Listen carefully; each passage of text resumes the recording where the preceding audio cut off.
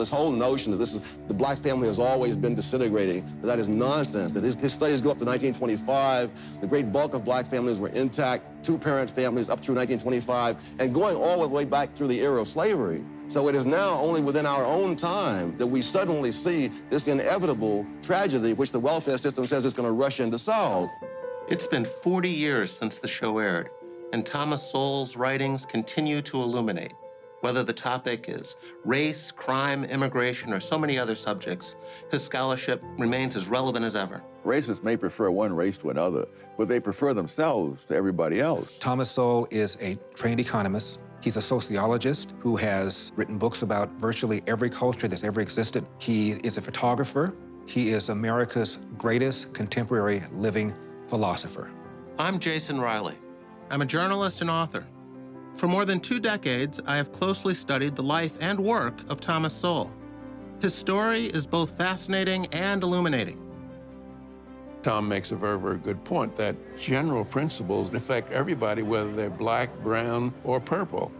Tom is fearless not just in advancing unpopular opinions, but in venturing into areas of scholarship that had been untrodden. Tom Sowell is known for his views on economics, history, race, and politics. But I've also discovered some lesser-known aspects of his life. His research and his writings about late-talking children, and the fact that he is a highly regarded world-traveling photographer. Over the next hour, we'll examine the life and career of Dr. Thomas Sowell, how he rose from humble beginnings to attend and teach at some of the nation's leading institutions, and became one of our foremost social commentators. You were a Marxist at one time in your life. What was your wake-up to what was wrong with that line of thinking? Facts. You're about to meet one of the greatest minds of the past half-century.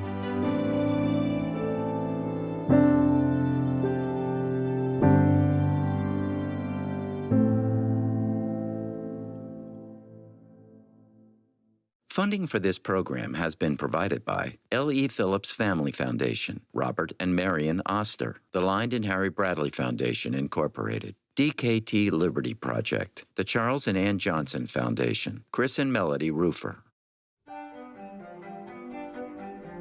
Well, because I was a Marxist at the time, and they were appalled. And I said, you know, they have very high intellectual standards, and I'm not going to find ideological soulmates. I was still a Marxist. I took a summer job in the government, intern in economics, and it was seeing the government from the inside that turned me around. The vision of the left, and I think many conservatives underestimate this, is really a more attractive vision in itself. The only reason for not believing in it is that it doesn't work. But you don't see that at the outset. If all you're looking at is just a theory. If the world were the way the left conceives it to be, it would be a better world than the way the right conceives it to be. It just happens that the world is not that way. For me, Thomas Sowell is that rarest of species, an honest intellectual. He spent a career putting truth above popularity. He's explored the answers to questions others were afraid to even ask.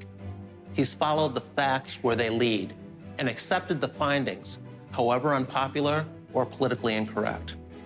Thomas Sowell fervently stands by his well-researched beliefs, and he does not hesitate to let someone know if he thinks they're wrong. I've spent dozens of hours interviewing Tom, and hundreds more selecting stories he's told over the years to others, to help us understand what makes Thomas Sowell unique. Sowell's body of work is quite vast. It's covered everything from economics and history to culture, migration, and racial inequality. The main thing that he's done, in my opinion, is to cause people to rethink their assumptions about all sorts of things, not just economics, but about race, about politics, about how we get along. Tom is absolutely fearless. I mean, he's forceful in his opinions. He will not compromise any of his opinions for the sake of social politeness. How do you take the measure of a man, especially if he's someone who's impacted our thinking about politics and economics for more than half a century? Do you do it through his deeds or influence? or by what he says or writes? Perhaps Dr. Martin Luther King Jr. said it best. The ultimate measure of a man is not where he stands in moments of comfort and convenience, but where he stands at times of challenge and controversy. The media, the television and the print media, they've wised up. You can't argue with Tom, so you might as well hide what he's doing. And that's what they're doing. They're just ignoring what he's written because there's no way that they can argue with Tom Sowell. What distinguishes Thomas Sowell's scholarship? First, intellectual honesty, asking the right questions, gathering the relevant data, and following the facts to their logical conclusion, even if that conclusion turns out to be unpopular. Second, the importance of incentives and the reality of trade-offs in addressing our social problems. Third, the belief that a group's upward mobility derives primarily from its development of human capital. And finally, Sowell has an abiding respect for social processes and existing institutions and the role they play in decision-making. So where did Tom Sowell's ideas come from? What formed the foundation of a man who would go on to become one of the country's foremost public intellectuals? That story began 600 miles to the south of Midtown Manhattan, more than 8 decades ago.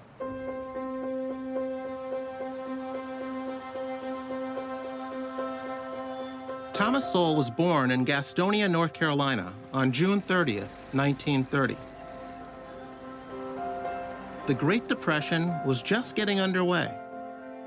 And like many blacks in the South at the time, his family had no electricity, no central heating, and no hot running water. Sowell's father died before Tom was born.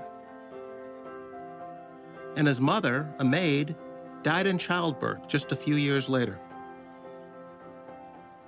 He was adopted by his great aunt and raised by her and her 2 daughters. So he was raised by 3 women. My whole career would not have been possible without the particular family in which I was raised, which was not composed of educated people. I mean, nobody in that family had ever graduated from high school, and most had not graduated from grade school. But they were interested in education, and they were interested in me. Tom was raised by a great aunt and her adult children. The family moved to New York City's Harlem neighborhood, a migration that exposed him to better schools and more opportunities than were available to blacks in the segregated South. My great fear is that a black child growing up in Harlem today will not have as good a chance to rise as people of my generation did, simply because they will not receive as solid an education in an era when such an education is even more important.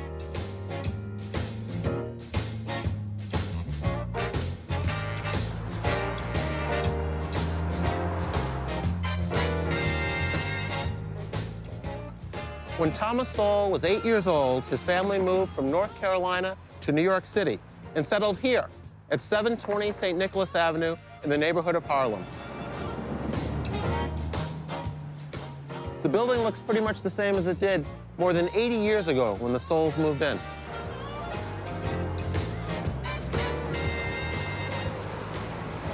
Young Tommy, as he was called, ventured out into a big city for the very first time. He rode double-decker buses and learned to cross busy streets, all by himself. We were much poorer than the people in Harlem or most anywhere else today. It was my last year or 2 at home that we finally had a telephone. We had a radio. We never had a television. But in another sense, in the sense of the things you need to get ahead, I was enormously more fortunate than most black kids today. While coming of age in Harlem, Sowell discovered the magic of education, thanks to a family friend named Eddie Mapp.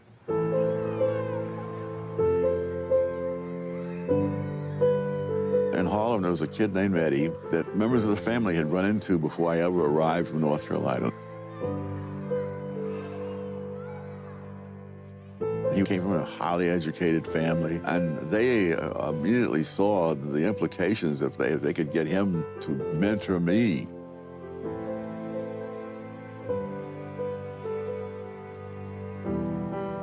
Eddie brought Tom here to the Harlem Public Library, taught him how to find books that interested him, taught him how to check them out.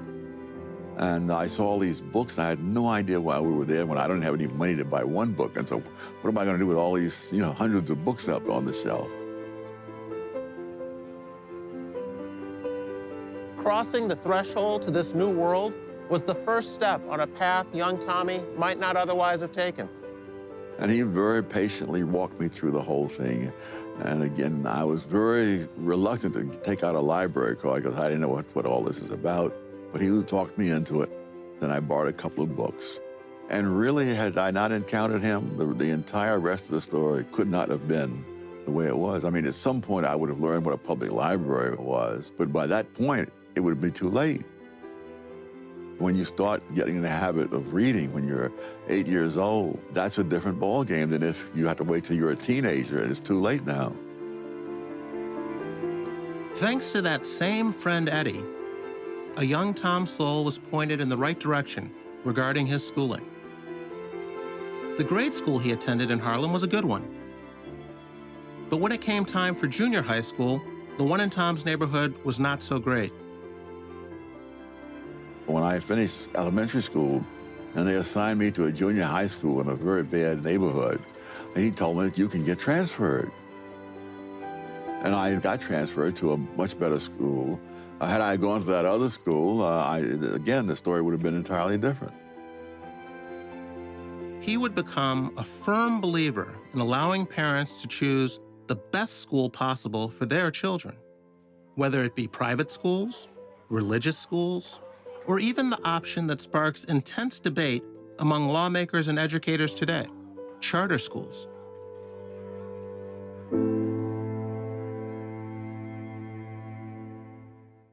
There are few things more dishonorable than misleading the young. The abysmal quality of education available in the ghettos today is one that I really don't think the worst possible private school could match. 40 years ago, I received a far better education in Harlem than the people who are living in Harlem today have available to them. It's 8 a.m. at the Success Academy School in Harlem, New York. This is a charter school, an example of educational choice for people trying to better themselves despite the circumstances they were born into. For Tom, this is education done right. Professor Sowell has been a leader in supporting all forms of school choice, and I very fundamentally agree that we need more choices, not fewer. I think we particularly need that for our most vulnerable populations. Back in 1978, when there was a push for a voucher scheme, the New Republic objected. In their words, the least educated, the least ambitious, and the least aware would be left in the public schools.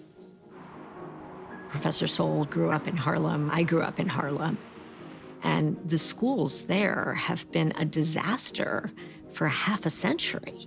And so you have generations of kids who have not gotten the education that they deserve and are entitled to. Charter schools are public, tuition-free schools that are open to all students and able to operate independently from the traditional school district. They are given the autonomy to design a curriculum tailored to the needs of their students. But they must also meet academic standards set by state and local officials. Unlike traditional public schools, however, charter schools that don't meet these standards can actually be shut down. With respect to education, Tom would say, it doesn't make any difference how much money you put in education, but if there are not some basic factors that you must take into account, that is, in order for a kid to get a good education, somebody must make him go to bed on time. Somebody must make him do his homework. Somebody must make him mind the teacher. Somebody has to get him up in the morning. And if those things are not done, I don't care how much money you put into education, you're not going to get very good results. And that is precisely what we see. For decades, Sowell has been a strong supporter of charters and other education options for families trapped in underperforming schools.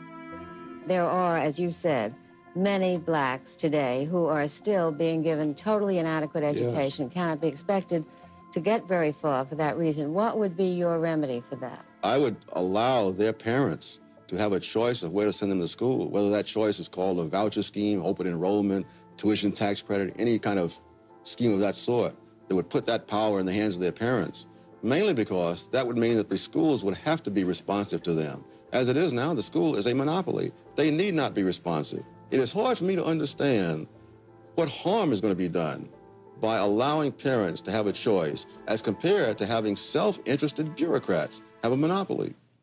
The things that they thought were going to help did not help, and in many cases, made things much worse. Thomas Sowell is a very private person. Despite having so much of his work put before the public, he's reluctant to give interviews and has been known to make journalists wait years before sitting down to talk about his life and work. But a colleague of mine took the time to get Tom to appear on his show. I'm Dave Rubin. I'm the host of The Rubin Report. Sets right back behind me here in my home. I do a long-form interview show. Everybody was saying, you've got to talk to Thomas Sowell. You've got to talk to Thomas Sowell. And we tried for about 3 or 4 years to hunt him down. And finally, we were able to interview him. One of the things that I found out that was sort of amazing about your history, you briefly mentioned it right before we started, you were a Marxist at one time in your life. Most people will find this hard to believe, but it is true. But it's not that unusual. Most of the leading conservative thinkers of our time did not start off as conservative. You had a couple like Bill Buckley and George Will. But I mean, Milton Friedman was a liberal and a Keynesian. Ronald Reagan was so far left, at one point the FBI was following him. Do you remember sort of what you were thinking, what appealed to you at that time about Marxism? Yes, I mean, there was no alternative being discussed. I treated my interview with him as Thomas Sowell 101. I wanted it to be for the new generation of young people who watch YouTube, who listen to podcasts. My first job was as a Western Union messenger. So I would take the Fifth Avenue bus. It would go all the way up Fifth Avenue, past all these Lord and Taylor and all these fancy places. And then I would cross 57th Street, down Riverside Drive. And then as I came across this long viaduct that turned into 135th Street, suddenly there were the tenements. And I wondered, why is this? It's so different. And nothing in the schools or most of the books seemed to deal with that, and Marx dealt with that. There's an absolutely beautiful moment where I ask him about his own political evolution. So then what was your wake-up to what was wrong with that line of thinking? Facts. I love that moment. I mean, I knew the second he did it, I was like, we got our clip. That's as good as it gets. And it gets to, what does this man care about most? Does he care about how he feels about things, how he wants the world to be, or how is the world as it is? Because that's what he's saying. I care about facts. The world is a certain way, and now, using that as the baseline, we can try to figure out how to make things better.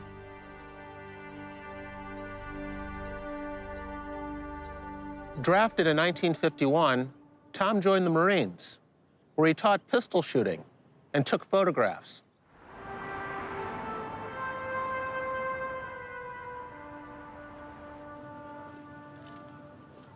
In fact, Sowell was part of the Marine Corps Combat Camera Division. Combat Camera is responsible for the historical documentation. It may not necessarily make it out to the local paper, but somewhere down the line, someone might be able to pull up an image and say, okay, this happened during this time frame. The imagery is used as good reference to anything we may need in the future or something that's happening right now.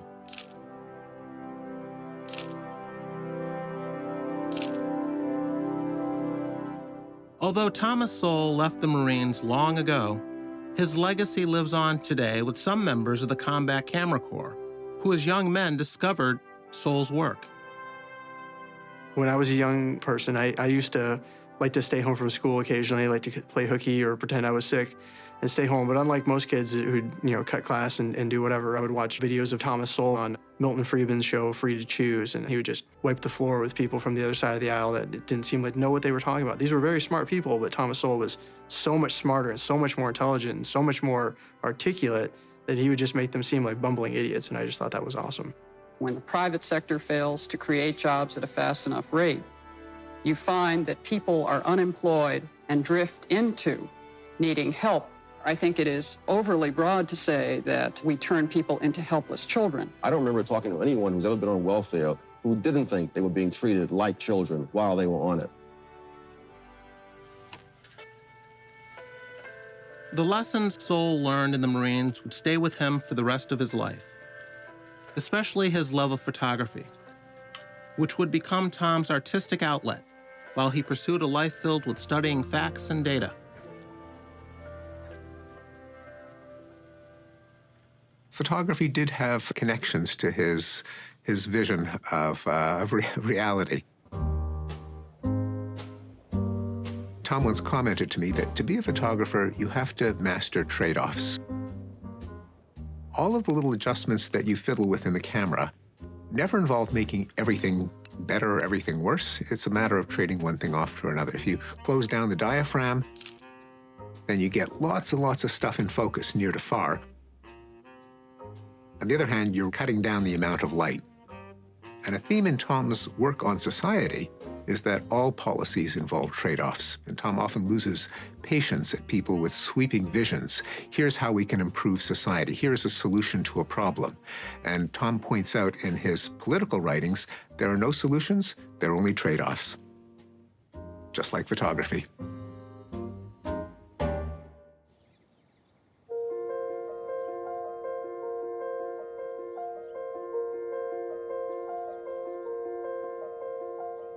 The University of Chicago is hallowed ground for Thomas Sowell. Here's where some of the most influential economic philosophies of modern times were formed. It's called the Chicago School of Economics. And it's where Tom would be mentored by intellectual giants like George Stigler and Milton Friedman, both of whom would go on to win the Nobel Prize in economics. I was a graduate student here from 1960 to 64. The thing I learned as a graduate student was economics is straightforward and simple when you grasp its underlying logic. And secondly, that logic can be applied seriously to understand many different things about the world. Chicago, if it was true because you could prove it was true. It was true because you had the evidence, you had the logic, and so forth. They explored the specific ways in which the market does and doesn't work. The idea, that people are rational on the whole, and that if you allow those people to operate in the marketplace, you'll generally get better results.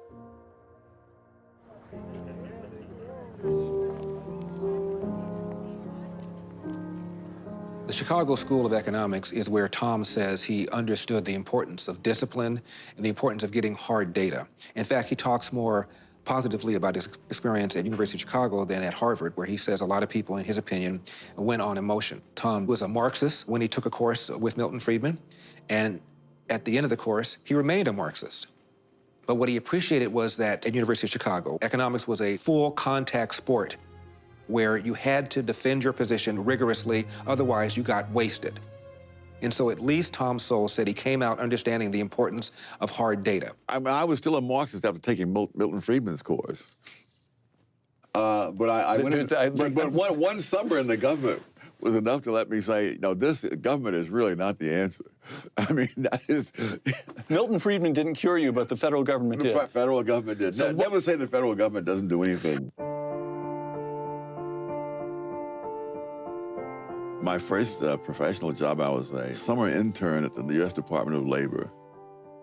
One of my biggest concerns was about minimum wages. At first, I thought, well, this is good because all these people are poor and they'll get a little higher income, and so that'll be helpful.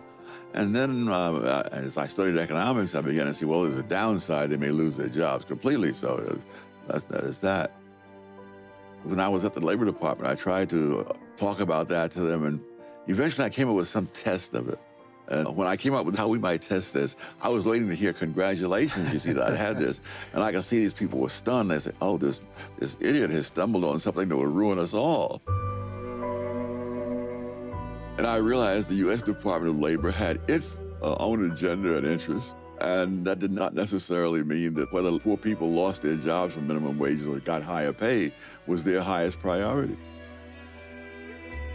Tom Sowell looked at the data, and the data found that minimum wage hikes cause people who are unskilled to lose jobs. He found out that people in the government didn't give a rip whether or not it worked or didn't work. They were simply implementing the policy. And that's what shocked him and caused him to begin to rethink lots of his assumptions. So it wasn't academia that caused him to become more conservative. It was real life working for the government. I was now beginning to understand things I hadn't understood before. Tom, as I said, got his PhD here in 1968. He actually taught in the years leading up to that at Cornell, which feeds back also to this just tumultuous times in the 1960s in the country. Huge demonstrations at Cornell actually shut down the university for some time. In 1965, Thomas Sowell took a teaching position at Cornell. Like many other colleges, it became a focal point for anti-war and anti-discrimination protests and demonstrations. When armed black students took over a building on campus, Sowell had little sympathy for school administrators. Blacks had been recruited to Cornell under lower standards to diversify the student body.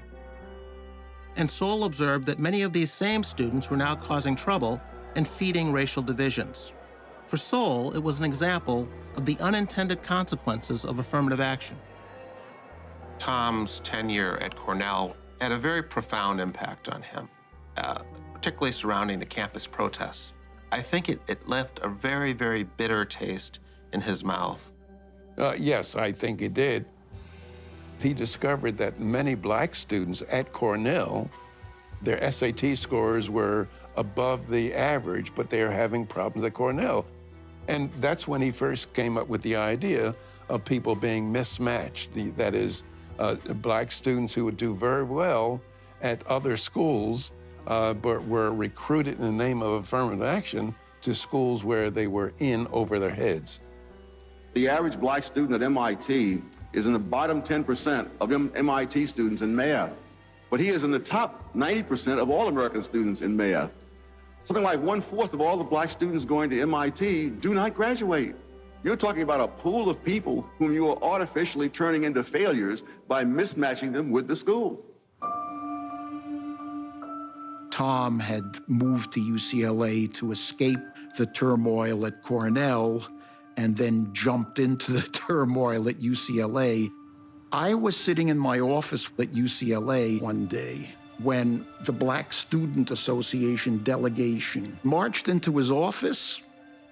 I heard all of this. And one of them said, well, how you doing, brother? Tom,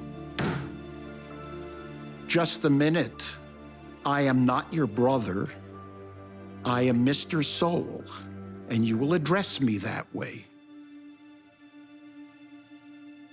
Boy, was that a shock to those folks. Here was their natural ally laying down the law. You're going to treat me the way I'm going to treat you, as another human being face to face. And if you don't like that, you can leave. I first met Tom in 1969 when I was a student at UCLA. I just walked in his office one day and I said that I understand that you and I have similar ideas on matters of economics. And we started talking from there. You and Sowell used to joke about how few black conservatives there were in the country back in the 70s and 80s. Has much changed since then, and what was it like back then? There were relatively few blacks that we knew of that were kind of free market, limited government. It was Bill Buckley who made the suggestion that the EPA does not allow Tom Sowell and I to fly on one plane together because we're endangered species. Tom's done something in his career that one of his mentors, Milton Friedman, felt was important to do also, and that is share his knowledge of economics with non-economists, with non-intellectuals. The true test of whether someone understands a subject, the true test comes when he can explain it to someone who does not know a darn thing about it. And Tom has the gift of being able to do that, to be able to explain potentially complex ideas in economics to the ordinary person. I haven't been able to find a single country in the world where the policies that are being advocated for blacks in the United States have lifted any people out of poverty. I've seen many examples around the world of people who began in poverty and ended in affluence. Not one of them has followed any pattern at all like what is being advocated for blacks in the United States. Many groups have remained in poverty for a very long time, trying to follow those patterns. At one time, black Americans did not have the constitutional guarantees as everybody else. Now we do. But because the civil rights struggle is over and won, and we're not facing the kind of gross racial discrimination of the past, does not mean that they're not major problems. I'm very sure that Tom would say that the 75% rate of illegitimacy among blacks is a devastating problem, but it's not a racial problem. It's not a legacy of slavery. The crime that I believe Tom would say as well, that the crime we see in many black communities is a devastating problem, but it has nothing to do with racial discrimination. If you have always believed that everyone should play by the same rules and be judged by the same standards, that would have gotten you labeled a radical 50 years ago, a liberal 25 years ago, and a racist today. Thomas Sowell may be an intellectual, but it would be a mistake to believe that only academics and economists believe in what Tom has to say. I never hurt, never damaged. I am most certainly handed single. In a small recording studio just outside of downtown Dallas, a young rapper hones his craft. It feels good to be back in this booth. And shout out to you. You back in me, then you back in the truth. You actually knew. And I ain't have to tell you, so sit back, let it soothe the vernacular dude. Eric July is a man on a mission. Handed singly top tier, meaning you not. Eric is out to make great music and to educate people like himself about his hero. And I'm something like a great how. Anywhere Thomas Sowell is, he's the smartest person in the room. I would most definitely just tell him that he's been my biggest inspiration, hands down.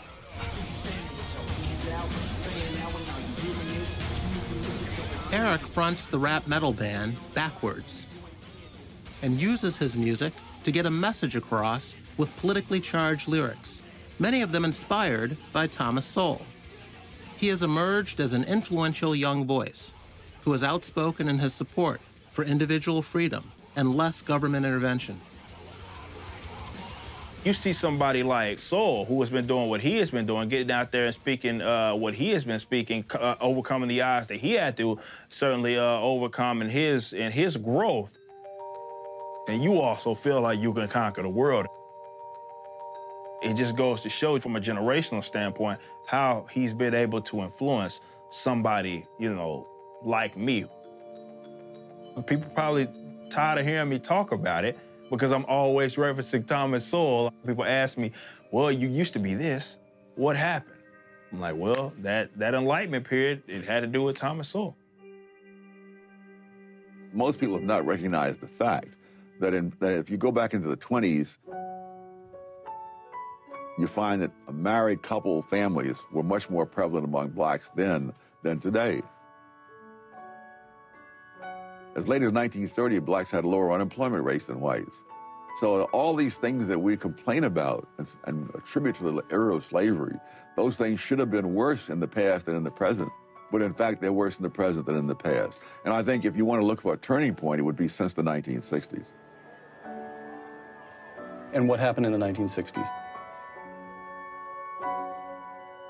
You began to have not only the welfare state, you began to have the mindset that goes with the welfare state, so that there was no stigma any longer attached, for example, to being on relief or welfare. Those topics of welfareism and how they have affected black communities and black families, it's tough. It's a hard pill to swallow. Just how welfareism does incentivize people to fail. It's the state saying that so as long as you fail, you'll get this money. You'll get this money, we'll take care of you, housing, whatever you need. But the minute you get above this line, the minute you see this amount of success, we're gonna strip it all away from you.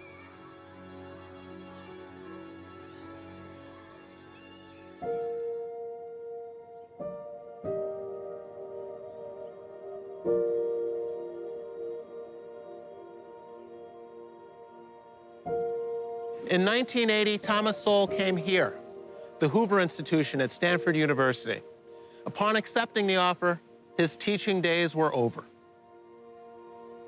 Thousands of students would miss out on having Professor Sowell as a teacher, but millions of intellectually curious readers would benefit from Thomas Sowell's work here.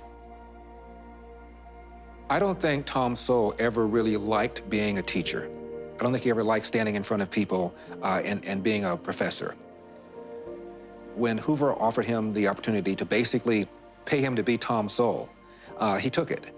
And he can write what he wants to write, when he wants to write, as much or as little, but he's always been very, very productive. And I think the independence and the freedom is what he liked. So you're good friends with Thomas Sowell, have been for a while. How would you describe Tom to someone who's never met him before? I'd say Tom is an empiricist, and by that I mean Tom looks at evidence, and then he makes a diagnosis, and then he offers a therapy for the perceived problem, and then he offers a prognosis, and he's not interested as much, or if at all, on how people interpret that or what are the ramifications in contemporary political terms of his argument. You point out that depending on where you come from in a foreign country also makes a considerable difference because you carry your ethos on your back, don't you? Yes, that if you look at the Chinese who came to the United States, let's say before World War II, a very large percentage of those came from one district in one province in southern China. The people who've come in since World War II have largely not come from that same area. They've come in with a different set of experiences and backgrounds and values. Many of them are the poverty-stricken Chinese that you see in the Chinatowns of New York and San Francisco, working the very long hours, getting the very low pay, living in the slums, packed into the rooms, several people to a room and so on. Again, it would be hard to make the argument that this is simply a matter of the way the American employer sees it. The American employer is probably totally unaware that there are two different kinds of Chinese. It's only the people who work with the data who make those separations. It takes considerable knowledge just to realize the extent of your own ignorance. Thomas Sowell may be an academic by training, but he is not one to rely solely on books. To gather material for his extensive writings on culture and migrations, for example, he became a boots-on-the-ground researcher who traveled the world. As an amateur photographer, he often documented these trips through the lens of his camera.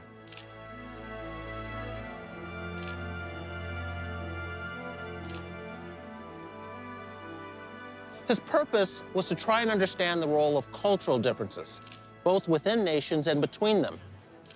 And not only today, but throughout history.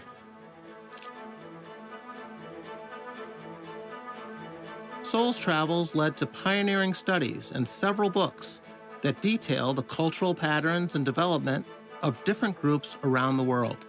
He went around the world and analyzed virtually every culture, present and past, to find out their strengths and weaknesses, why some survived, why some perished. One of Tom's discoveries was that much about the fate of different human civilizations and cultures can be explained ultimately by their geography. Too often, the influence of geography on wealth is thought of narrowly in terms of natural resources that translate directly into wealth, such as oil in the Middle East or gold in South Africa. But important as such differences are, geography influences even more profound cultural differences among the peoples themselves. Why did Europe conquer Africa instead of vice versa? Well, there are a number of ways in which civilizations become complex, primarily through the aggregation and exchange of ideas. Sophisticated cultures are ones that sit in the middle of a catchment area where innovations from other cultures can be aggregated in kind of greatest hits collections. And so geography that allows movement of people and ideas with rivers, with highways, intersections of highways, port cities tend to become more culturally sophisticated. A lot of his research, as you mentioned, has focused on why some groups excel and others do not. That curiosity is not necessarily appreciated by a lot of people who seem to approach it from the standpoint that if a culture isn't rising, it's someone else's fault. Yes. Someone else is keeping them down. Or, if America is up here, it is at the expense of this group or this country or this region. He doesn't take that approach. What Tom did when he talked about comparative cultures, he went to this quite narrow and unheralded group of scholars that talked about economics, and then he took that data, superimposed it onto history questions.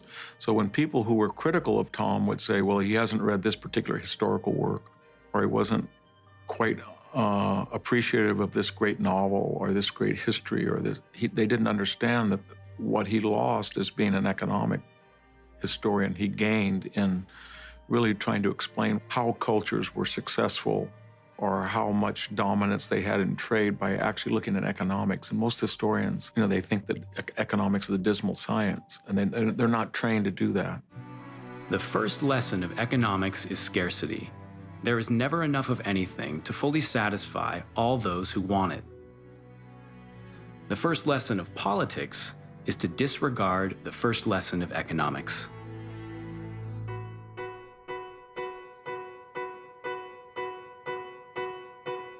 I wanted to explore how Sowell's concepts on free markets have influenced business leaders today. A perfect example can be found in Salt Lake City, Utah, at Overstock.com, one of the most successful online retailers in the world.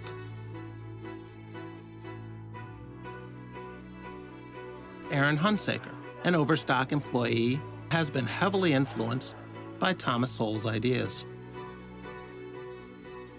He credits much of its success to the free market economic principles championed by Thomas Sowell. I discovered Thomas Sowell, like every good thinker discovers things in the modern day, on YouTube. I was watching a Milton Friedman video, and I see Thomas Sowell speaking with Milton Friedman. And I was like, wow, this guy is really, really smart.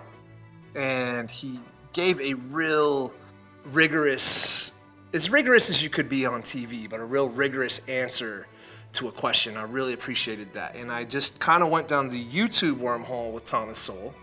And then I saw that he'd written 10 or 1,000 books or something like that. He has tons of books. And I just started to explore him. And the more I explored Thomas Sowell, he talked a lot about incentives in institutions, government institutions. I come from kind of a punk rock, hardcore background, and I had an incentive to be more left and angry because it makes better music. You don't hear a whole lot of music about, oh, well, if I work really hard and we base it off meritocracy, things will be great. But upon kind of digging into Thomas Sowell's thought process, I realized that it's far more punk rock to base things off of individual freedoms and thought. I see him as someone who has constantly strived to be consistent. And to those that want to be consistent, you have to study geography, you have to study history, you have to study political philosophy, you have to study journalism, you have to study all of these subjects as a whole and see how you can put together a view that makes them consistent with each other. That's why I think Thomas Sowell is so well versed and such a Renaissance man. I grew up in an era when people, particularly blacks, were a lot poorer than today, faced a lot more discrimination than today, and in which the teenage pregnancy rate was a lot lower than today. I don't believe there is a predestined amount of teenage pregnancy, a predestined amount of husband desertion. Gutman has done a study of the black family showing that this whole notion that the black family has always been disintegrating, that is nonsense. Some things are believed because they are demonstrably true, but many other things are believed simply because they have been asserted repeatedly. In the 1990s, Soule took up a new area of research, the phenomenon of late-talking children. For Tom, it was personal. I met Tom Sowell through language. I am a cognitive scientist. I study language. I wrote a book on language. And I got a letter out of the blue from Professor Sowell. His son was a late talker, but contrary to some of the diagnoses that he got from so-called experts, he didn't believe that his son was retarded or autistic, just that his language was late in developing. He just did not talk. This meshed with my own understanding of the relationship between language and thought, namely, they're not the same thing. So I wrote to Tom saying, your intuition about your son is consistent with my understanding. Tom Sowell sought out answers. Eventually, his son, John, not only began to speak, but to excel. Sowell wrote about this remarkable journey in his landmark book, Late Talking Children. Tom discovered that there was a syndrome that many famous scientists, engineers, mathematicians would also have acute spatial ability and numerical ability, but were late in developing the ability to speak.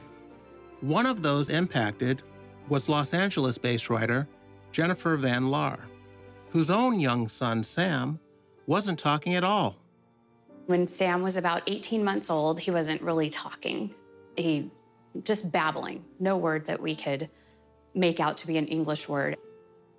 So I started looking online and saw Late Talking Children and then Dr. Thomas Sowell and said, oh, I definitely want to read what he has to say because I respect him as an intellectual. I had already noticed in Sam that he would build different block towers with different patterns repeating over and over. He would have movies that he just loved watching over and over, and one of them was Charlotte's Web, and another one was Shrek.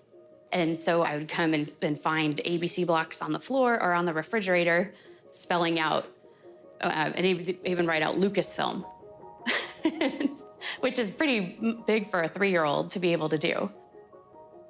So the fact that Sowell's book talked about bright children, I thought, I don't think he's dumb. Let's look into this. So I went to go see Dr. Camarada to get an evaluation. And they gave us a full plan of what we could do to help him to be able to acquire language and be successful in school. When Sam started piano and he had been so advanced in that first year, at the end of the year, they had a recital, and he still wasn't talking in more than one sentence, maybe two, but he got up and he introduced his piece, and it was Twinkle, Twinkle, Little Star. It made me cry. I sent the video of that to the Camaradas and said how proud I was of him and thanked them for the help they had given us, and they asked if they could send it to Dr. Sowell. Said, go ahead. And then they emailed back and said that Sowell had really loved watching the video of Sam.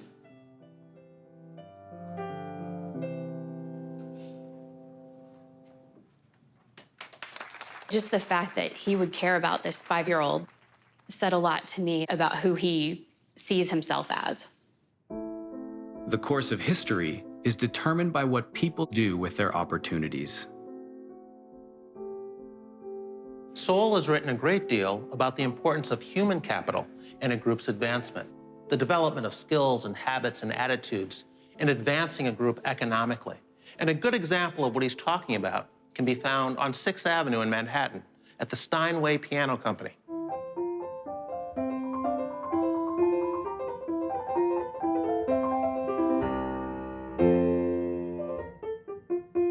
President and CEO Ron Losby explains how the history of Steinway aligns with Thomas Sowell's theories. We still follow the tenet that Heinrich Engelhard Steinweg started the company with, and that is to build the best piano possible. They were living in Ziesen in the Harz Mountain area of northern Germany. At that time, there was a lot of political upheaval in Germany, and they had the guild system. I think you would call it the apprentice system today, and it had really strict rules. And Heinrich was just so full of ideas on how to build the best piano that he possibly could that he was impatient, and he didn't want to wait until he had graduated from this system. On his own, Heinrich created a few pianos. And while they were favorably received, the economic restrictions in Germany at the time made him realize that if he was to succeed, he would have to take his skills elsewhere. It gave him the impetus to come to the New World, New York City, where there was less restriction, there was less, regulation. Heinrich changed the family's last name to the more American-sounding Steinway. They created an instrument that, within 10 years, they became the most successful, most profitable, the best piano company built in America. Very often people talk as if some group has taken control of some industry, and they wonder how did that happen? And in most cases, they created the industry. The industry didn't exist before they got there. That's how they took control of it.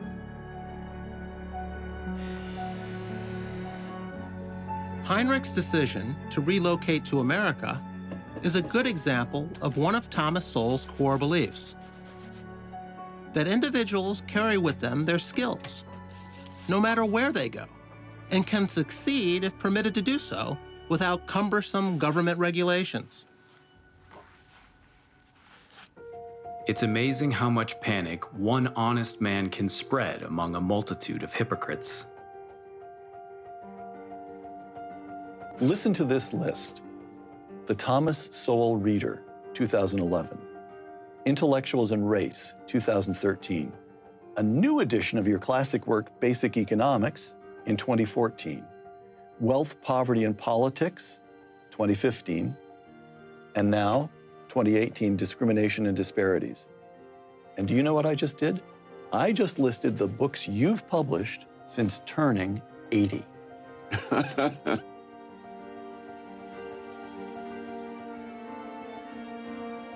Thomas Sowell's essays and weekly columns have appeared in more than 300 newspapers and periodicals, including the New York Times, the Wall Street Journal, Forbes, and Fortune magazines.